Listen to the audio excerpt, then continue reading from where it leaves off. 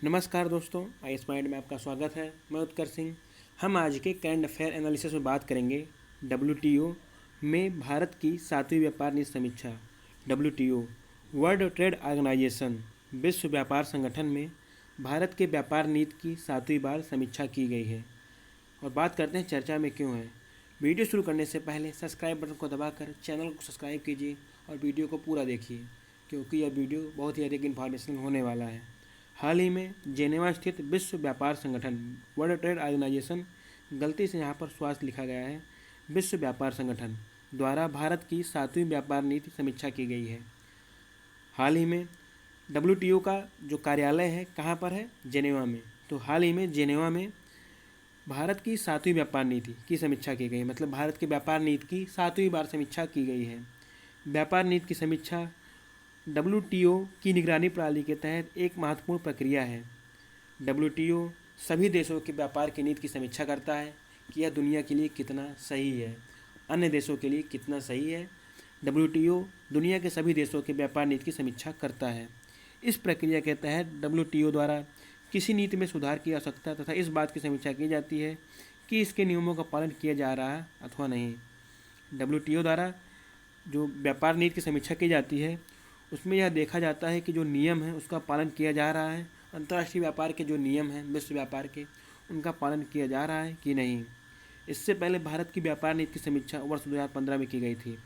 2015 में भारत की व्यापार नीति की 6ठी बार समीक्षा की गई थी और 2021 में भारत की 7वीं बार व्यापार नीति की समीक्षा की गई है। अब चर्चा करते हैं इसके प्रमुख बिंदुओं की। विश्व व्यापार संगठन ने निम्नलिखित बिंदुओं पर भारत की सराहना की है। गलती से यहाँ पर स्वास्थ्य संगठन लिखा गया है, तो विश्व व्यापार संगठन ने डब्ल्यूटीओ वर्ल्ड ट्रेड ऑर्गेनाइजेशन ने निम्नलिखित बिंदुओं पर भारत की सराहना की है। कौन कौन से बिंदु हैं?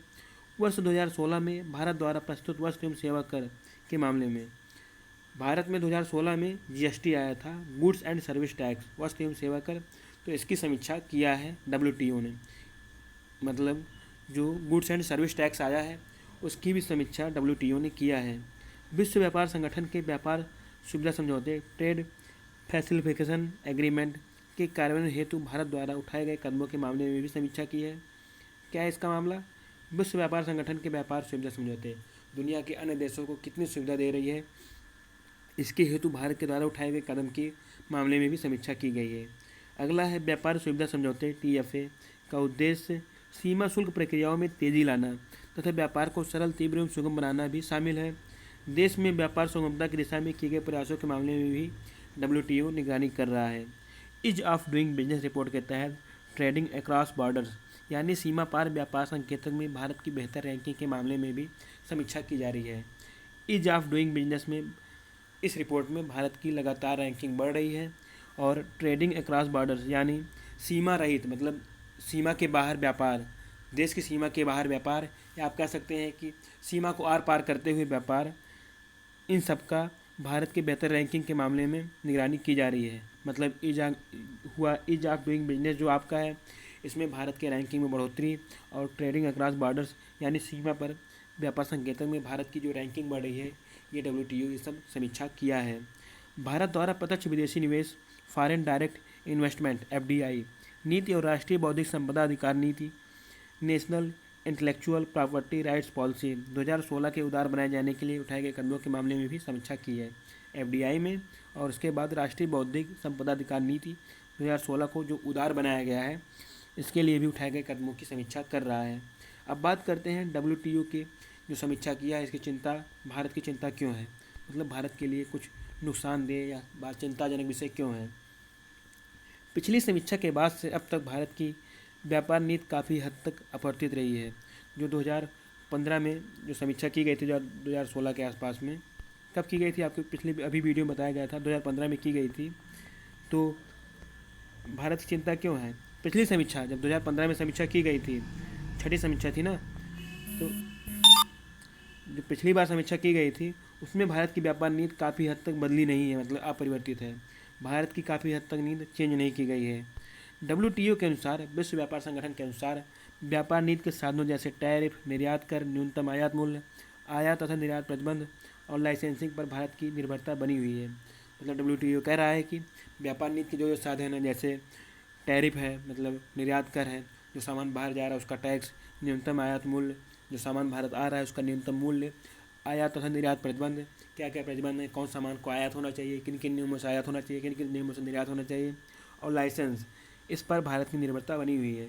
इन साधनों का उपयोग घरेलू मांग तथा आपूर्ति संबंधी आवश्यकताओं को प्रबंधित करके घरेलू मूल्य में व्यापक उतार चढ़ाव से अर्थव्यवस्था को बचाने और प्राकृतिक संसाधनों के संरक्षण एवं उनका समुचित उपयोग सुनिश्चित करने के लिए किया जाता है। जो ये सब साधन हैं इनका उपयोग घरेलू मांग हुआ और उसकी आपूर्ति को, इन सब की आवश्यकताओं को पूरा करने के लिए, घरेलू मांग और आपूर्ति की आवश्यकताओं को पूरा करने के लिए, और जो घरेलू मूल्य में है उनके जो घरेलू मूल्य में व्यापक उतार चढ़ाव हैं इसकी अर्थव्यवस्था को बनाने के लिए, और प्राकृतिक संसाधनों के संरक्षण और उनका समुचित उपयोग सुनिश्चित करने के लिए किया जाता है। इन सभी संसाधनों का उपयोग किया जाता है, साधनों का उपयोग किया जाता है। क्या क्या? टैरिफ, निर्यात कर, न्यूनतम आयात मूल्य, आयात तथा निर्यात प्रतिबंध और लाइसेंसिंग। इनके परिणाम स्वरूप टैरिफ दरों और व्यापार नीति के अन्य साधनों में लगातार बदलाव होते रहे हैं, जिसके कारण व्यापारियों के लिए अनिश्चितता की स्थिति उत्पन्न होती है। मतलब इसके कारण, इन सभी साधनों के कारण टैरिफ दरों और व्यापार नीति के अन्य साधनों में लगातार बदलाव होते रहे हैं, जिसके कारण व्यापारियों के लिए अनिश्चितता की स्थिति उत्पन्न होती है। अब बात करते हैं खाद्य तथा जीविका की सुरक्षा पर। वर्तमान में व्याप्त महामारी ने एक बार फिर लोगों के लिए खाद्य तथा जीविका की सुरक्षा के महत्व को दर्शाया है तथा खाद्य सुरक्षा के स्थायी समाधान के लिए पब्लिक स्टॉक होल्डिंग (PSH) का मार्ग अपनाए जाने की आवश्यकता पर बल दिया है। कोरोना महामारी के कारण बहुत लोगों ने जॉब छोड़ दिया या छूट गई उनसे जॉब से निकाल दिए गए, नौकरी से निकाल दिए गए, तो इसके लिए बहुत बड़ी समस्या उत्पन्न हुई खाद्य तथा जीविका के लिए। तो इसके लिए पब्लिक स्टॉक होल्डिंग बनाने के लिए, मतलब खाद्य सुरक्षा के लिए एक स्थायी समाधान के लिए पब्लिक स्टॉक होल्डिंग का बनाए जाने की मांग की आवश्यकता पड़ रही है। बात करते हैं PSH क्या है। पब्लिक स्टॉक होल्डिंग यह एक नीतिगत उपकरण है। इसका उपयोग सरकारों द्वारा आवश्यकता पड़ने पर खाद्यान्नों की खरीद, भंडारण और वितरण के लिए किया जाता है। यह एक उपाय है जिसके द्वारा सरकार आवश्यकता पड़ने पर महामारी में और उसके बाद जब सूखा पड़ता है और जब आपदा आती है तो सरकार द्वारा खाद्यान्नों की खरीद, भंडारण और वितरण के लिए जो काम किया जाता है, जो उपकरण या हथकंडे अपनाए जाते हैं, उसे PSH कहते हैं। वर्तमान में विकासशील देशों के सार्वजनिक वितरण कार्यक्रमों को विश्व व्यापार संगठन के ट्रेड डिस्टॉर्टिंग अम्बर बॉक्स उपायों के तहत शामिल किया गया है, जिस पर WTO की कटौती संबंधी प्रतिबद्धताएं लागू होती हैं। अन्य विकासशील देशों के साथ भारत भी यह मांग कर रहा है कि खाद्य सुरक्षा संबंधित कार्यक्रमों को WTO की सब्सिडी कटौती प्रतिबद्धताओं से मुक्त किया जाना चाहिए। जैसे सभी विकासशील देशों के जो ट्रेड डिस्टॉर्टिंग अम्बर बॉक्स है, इसके उपायों के तहत शामिल किया गया। WTO द्वारा इसमें कटौती की प्रतिबद्धता लागू की गई है। तो सभी विकासशील देशों की तरह भारत भी चाहता है कि इसके साथ सब्सिडी दिया जाए, मतलब सब्सिडी की कटौती में प्रतिबद्धता न किया जाए, मतलब इससे मुक्त किया जाए। भारत ने सार्वजनिक स्टॉक होल्डिंग संबंधित मुद्दों के लिए एक अस्थायी समाधान की मांग की है। अब बात करते हैं व्यापार नीति समीक्षा तंत्र पर। व्यापार नीति समीक्षा तंत्र trade policy review mechanism TPRM Uruguay round की शुरुआती परिणाम था। उरुग्वे राउंड का शुरुआती परिणाम व्यापार नीति समीक्षा तंत्र था। यह सदस्य देशों की व्यापार नीतियों और प्रथाओं के सामूहिक मूल्यांकन की प्रक्रिया हेतु एक अवसर प्रदान करता है। जो यह समीक्षा है व्यापार नीति की, यह WTO के सभी सदस्य देशों की व्यापार नीतियों और प्रथाओं के सामूहिक मूल्यांकन करता है। अब बात करते हैं इसका उद्देश्य क्या है। WTO का व्यापार नीति की समीक्षा का उद्देश्य क्या है। सदस्य देशों की व्यापार नीति की पारदर्शिता को बढ़ाकर बहुपक्षीय व्यापार प्रणाली की सुचारू कामकाज में सहायता करना है। जितने भी सदस्य देश हैं उनके व्यापार नीति की पारदर्शिता को बढ़ाया जाए, खुलापन को बढ़ाकर बहुपक्षीय मतलब अंतर्राष्ट्रीय व्यापार को बढ़ावा दिया जाए। बहुपक्षीय व्यापार प्रणाली पर एक सदस्य देश की व्यापार नीतियों और प्रथाओं के प्रभाव की जांच करना है। अब बात करते हैं यह प्रक्रिया कैसे होती है। यह समीक्षा WTO की व्यापार नीति समीक्षा निकाय द्वारा की जाती है, जो कि विश्व व्यापार संगठन की सामान्य परिषद का एक अनुषंगी निकाय है।